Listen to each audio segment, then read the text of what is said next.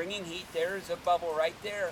There's a source of the hot sulfur springing up, right? Bubbles right there. So we've stimulated these pools, right? Right.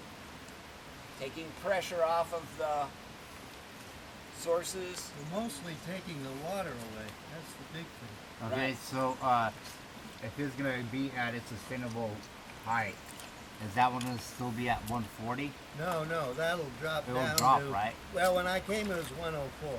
104. So this would have been about maybe 100 or 98 or something. So that would, since it's coming from the source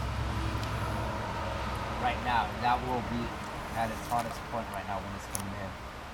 Right. But once it gets so high, it's gonna eventually Well, drop. with people in it, it disperses uniformly, making probably this maybe, I think this was about 104 and this is probably maybe 98 or 100. Right, when we started. But Yeah, now, when we first came. right, now what will we have when it's full? Yeah. Well, I think it'll return to about the same, 104 and 100. No, I don't think so. I think you're wrong. I think it'll hold.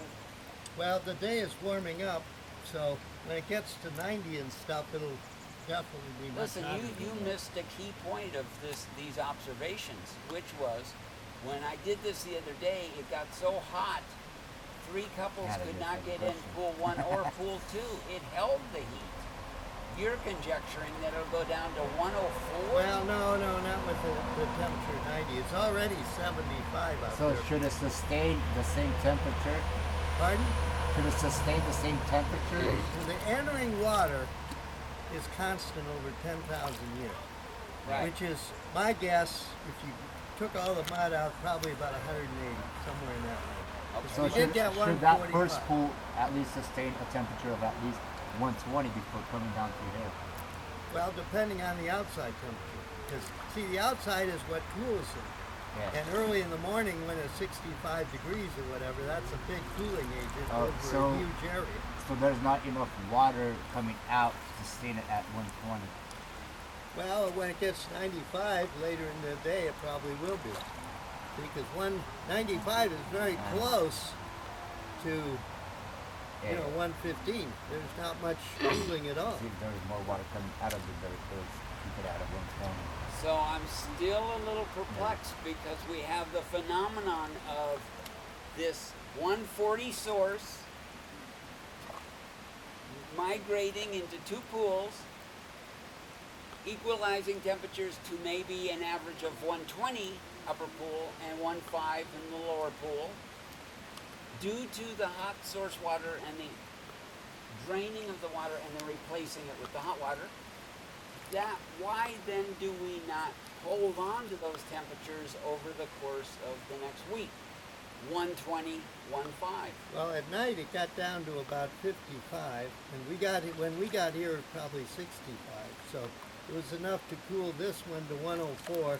We didn't even take the temperature of this, but like I said, it probably was 96 or Oh, yeah. Interesting. 98, whatever.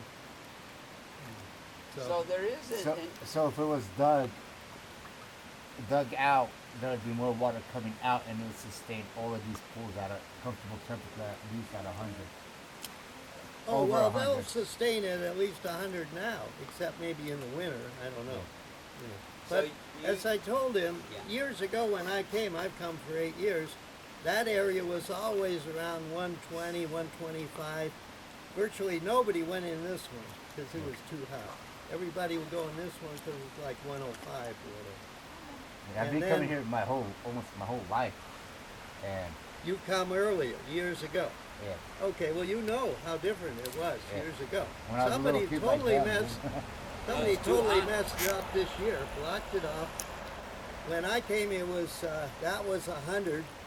This probably was like 90. They Yeah. had really messed it up.